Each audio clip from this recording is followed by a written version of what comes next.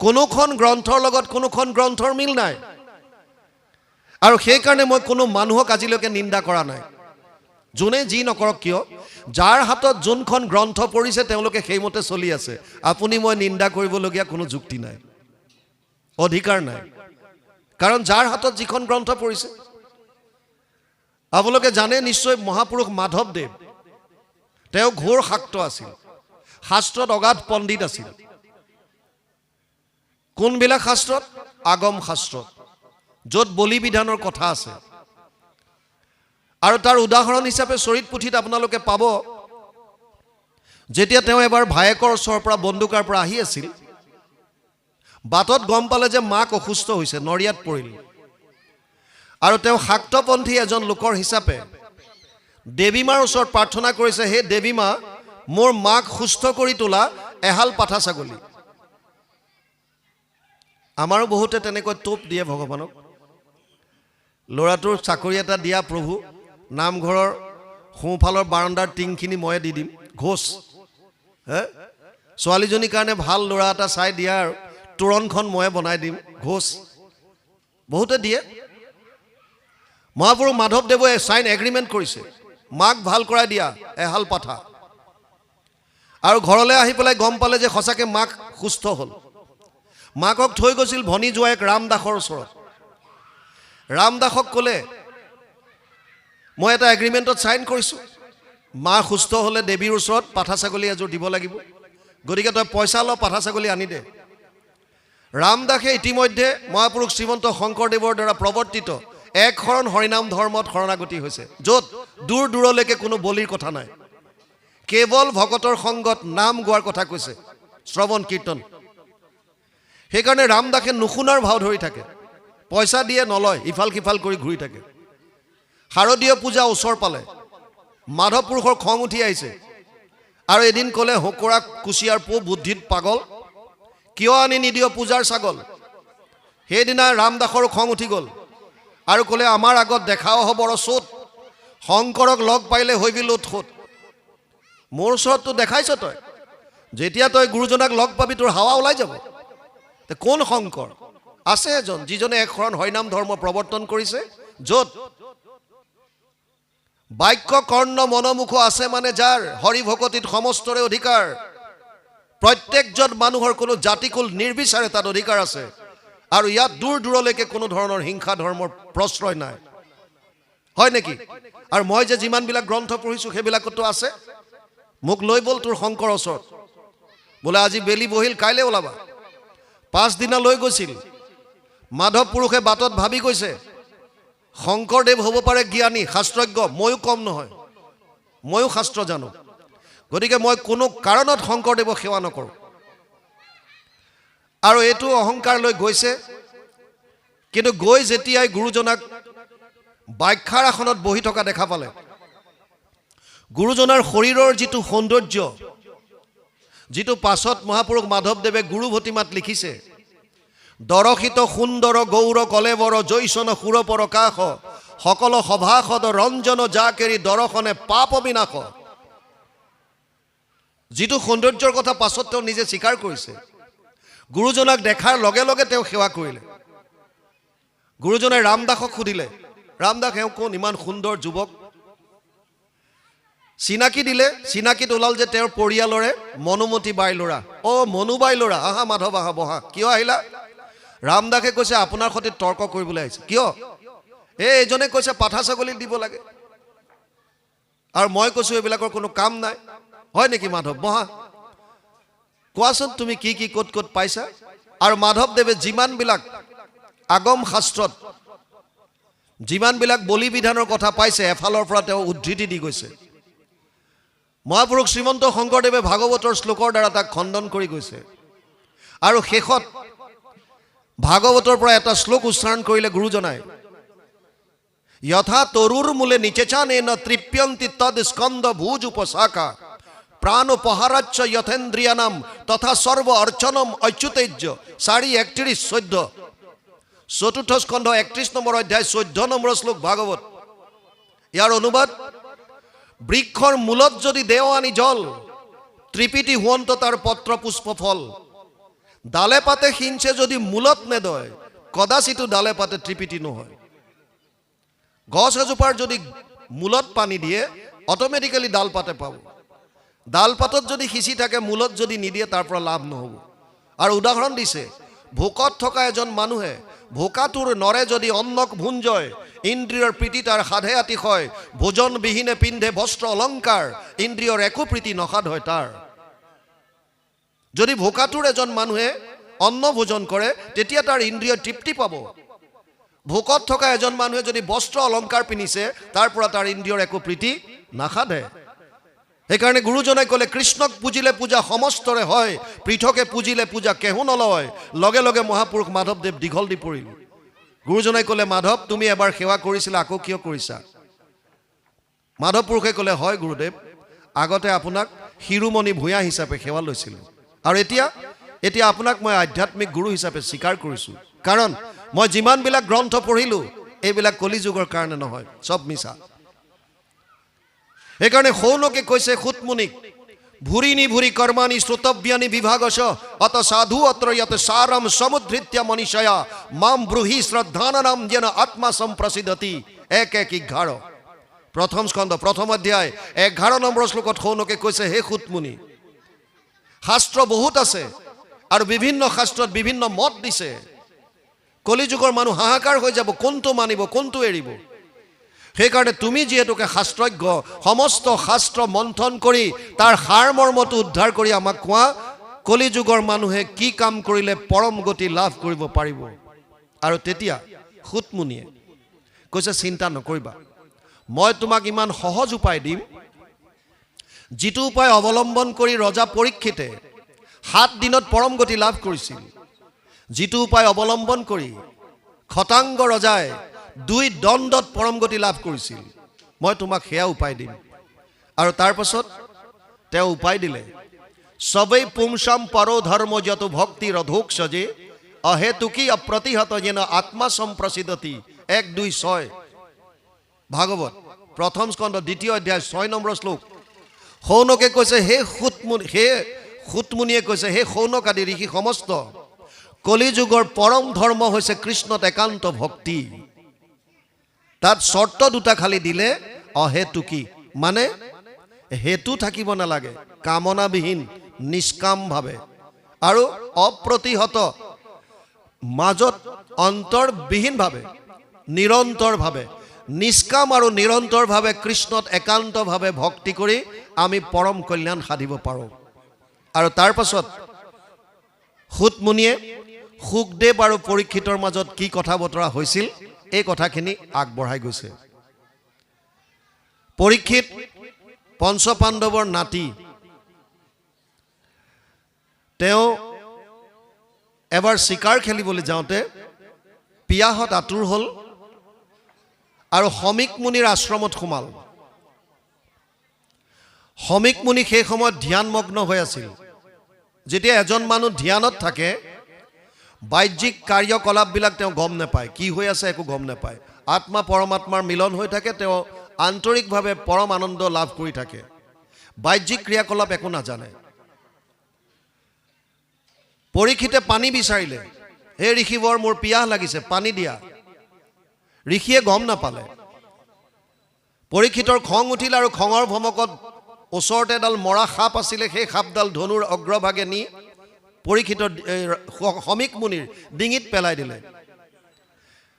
ওচৰতে কেইটামান পিতেকৰ লগৰ শৃংগী মুনিৰ লগৰ লৰাই খেলা ধূলা কৰি আছিল সিহঁতে দেখা পালে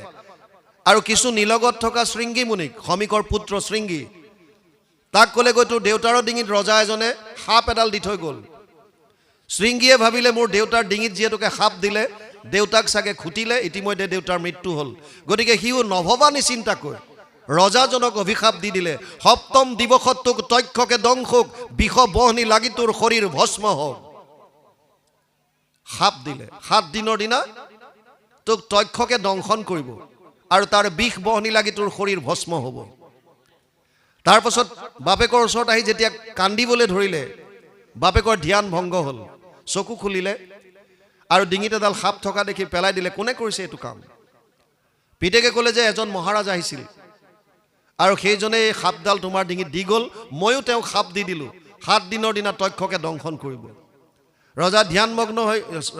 ঋষিজনে ধ্যানমগ্ন হ'ল আৰু গম পালে যে সেইজন আন নহয় পৰম বৈষ্ণৱ পৰীক্ষিত। পিতেকক ক'লে, তই অল্প কাৰণত ইমান ভয়ংকৰ শাস্তি দিব নালাগিছিল। পাৱাৰ সেইকাৰণে যোগ্যজনক দিব লাগে। যদি পাৱাৰ কোনোবা অযোগ্যজনৰ হাতত পৰিল, তেতিয়াহ'লে তাৰ পৰা সমাজৰ বিপত্তি আহিব। ইলেকশ্যন আহি আছে, আপোনালোকে পাৰ্টিৰ কথা নাই, যোগ্যজনক দিব। যিজনক জানে যে এইজনক পাৱাৰটো দিলে এওঁ আমাৰ হৈ কাম কৰিব, সেইজনক দিয়ক। কোন পাৰ্টিৰ কি কথা পিছৰ কথা। পাৱাৰত অহাৰ পাছত যদি জানে যে ই পাৱাৰ পোৱাৰ পাছত আমাৰ যে কয় চিকাই বৰচাং ঢুকি পালে, তাৰপিছত আপোনালোকৰ ফালে নচোৱা হ'ব, সেইজনক দি লাভ নাই। শমিক মুনিয়ে কৈছে যে মই বৰ ভুল কাম কৰিলোঁ, তোক এইটো পাৱাৰ দি পেলাই। পিতেকক কৈছে, শৃংগীক, তই ইমান অকণমান কথা এটাত এনেকুৱা ভয়ংকৰ শাস্তি দি দিলি, পাৱাৰ আছে বুলিয়ে। পাৱাৰ আছে বুলি আৰু অপব্যৱহাৰ কৰিব নাপায়। তথাপিতো এজন শিষ্যক পঠাই দিলে ৰজাৰ ওচৰলৈ। ৰজায়ো ঘৰলৈ যোৱাৰ পিছত অনুতপ্ত হ'ল, মই কি কৰিলোঁ এয়া। মই কৃষ্ণৰ এজন পৰম ভক্ত হৈ ঋষিজনৰ ডিঙিত কিহৰ কাৰণে মৰা সাপ দিলোঁ, মোৰ মনটো কি হৈ গ'ল। চিন্তা কৰি থাকোঁতে এজন শিষ্য আহি পেলাই ক'লেহি যে মহাৰাজ, আপোনাৰ প্ৰতি ভয়ংকৰ এটা অভিশাপ হৈছে, 7 দিনৰ দিনা আপোনাক তক্ষকে দংশন কৰিব, গতিকে যি ইচ্ছা আপুনি কৰক। পৰীক্ষিতৰ মনত বৈৰাগ্য ভাৱ আহিল। 2জন মানুহে মৃত্যুৰ আগজাননী পাইছে। এজন হৈছে কংস। যাক লয়া যাস কংস সোণৰে অজ্ঞান, দৈব্যকীৰ অষ্টম গৰ্ভে তোৰলৈব্য প্ৰাণ। আকাশীবাণী হ'ল। কংসই ভাবিলে মোৰ প্ৰাণ, অষ্টম পুত্ৰ দৈব্যকীকে কাটি খতম কৰি দিম। আৰু তৰোৱাল উলিয়াই দৈব্যকীক কাটিব ধৰিলে। বসুদেৱে কাকুতি মিনতি কৰি ৰাখিলে, এয়া আপুনি জানে। আৰু পৰীক্ষিতে গম পাইছে যে 7 দিনৰ দিনা তক্ষকে দংশন কৰিব, কিন্তু পৰীক্ষিতে তক্ষকক দংশন কৰিবলৈ যোৱা নাই। পৰীক্ষিতৰ মনত পৰম বৈৰাগ্য ভাৱ আহিছে আৰু পুত্ৰ জন্মেজয়ক ৰাজ কাৰ্য দি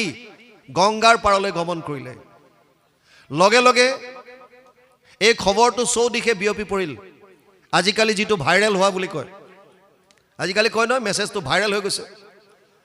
এই ভাইৰেল হৈ গ'ল, চব ফালে গুচি গ'ল খবৰ। আৰু ঋষি মুনিবিলাক আহি পেলাই গংগাৰ পাৰত চব একত্ৰিত হ'ল। ঋষিসকলৰ হাতত বহুত শক্তি আছে। আগৰ যিবিলাক ঋষি, তেওঁলোকে ৰজাক ক'লে, মহাৰাজ চিন্তা কৰিব নালাগে, তক্ষক কোন, আমি আপোনাক ৰাখিম তক্ষকৰ পৰা। পৰীক্ষিতে ক'লে, মোক ৰক্ষা কৰিব নালাগে, যদি পাৰা তেতিয়াহ'লে এটা প্ৰশ্নৰ উত্তৰ দিয়া। কি প্ৰশ্ন? মৃত্যুমুখী মানুহে কি কাম কৰা উচিত? কাৰণ পৰীক্ষিতৰ 7 দিনত মৃত্যু হ'ব। সেইকাৰণে প্ৰশ্ন কৰিলে যে মৃত্যুমুখী মানুহে কি কৰা উচিত অন্তিম সময়ত। এতিয়া তাতো আকৌ বিভিন্ন ঋষিৰ বিভিন্ন মত। কোনোবাই ক'লে যাগ যজ্ঞ পূজা পাতল কৰা এই 7 দিন, কোনোবাই ক'লে নাই তপ তীৰ্থ কৰা, কোনোবাই ক'লে বলি দিয়া, কোনোবাই ক'লে ধ্যান ধাৰণা কৰা। পৰীক্ষিত সন্তুষ্ট হ'ব পৰা নাই। সেই সময়তে পৰাশৰ নাতি ব্যাসৰ পুত্ৰ শুকদেৱ এই সভালৈ আহিল। অহাৰ লগে লগে সমস্ত ঋষিমুনি থিয় হৈ দিলে। শুকদেৱৰ এনেকুৱা পাৱাৰ, শক্তি, তেওঁক সকলোৱে সন্মান কৰে। আনকি নিজৰ বাপেক আৰু ককাকো থিয় হৈ দিছে। শুকদেৱৰ এটা স্বভাৱ আছিল যে এটা জেগাত এজনী গাই দোহন কৰাৰ যিকণ সময়, গাই এজনী খিৰোৱাৰ যিকণ সময়, সিমান সময়হে এজেগাত থাকে। তাতকৈ বেছি কোনোদিন ক'তো থাকি পোৱা নাই। ভিক্ষা খুজিবলৈ যায়, ভিক্ষাম দেহি, কিমান সময় ৰ'ব? গাই এজনী খীৰাবৰ কাৰণে যিমানকণ সময় লাগে, বছ, তাৰপিছত তাৰ পৰা ওলাই গুচি যায়। সেইজন শুকদেৱৰ আগমন ঘটিল। পৰীক্ষিতে তেওঁক আদৰি আনিলে, আসন দিলে, বহুৱালে আৰু প্ৰশ্নটো আগবঢ়াই দিলে। অথ পৃশ্ৰামি সংসিদ্ধিম যোগিনাম পৰমম গুৰু পুৰুষস্য য়ৎ কাৰ্যম ম্ৰিয়মানস্য সৰ্বদা यद श्रोतव्यम यद जप्यम यद कृतिव्यम नृभि प्रभु स्मर्तव्यम भजनीयम व ब्रूहि जद व विपर्जयम। 1:19:37, 1:19:38, प्रथम स्कंध 49 अध्याय 37 और 38 नम्बर श्लोक। कले मरण समये तुमार चरणे पुसुहु गुरु सम्प्रत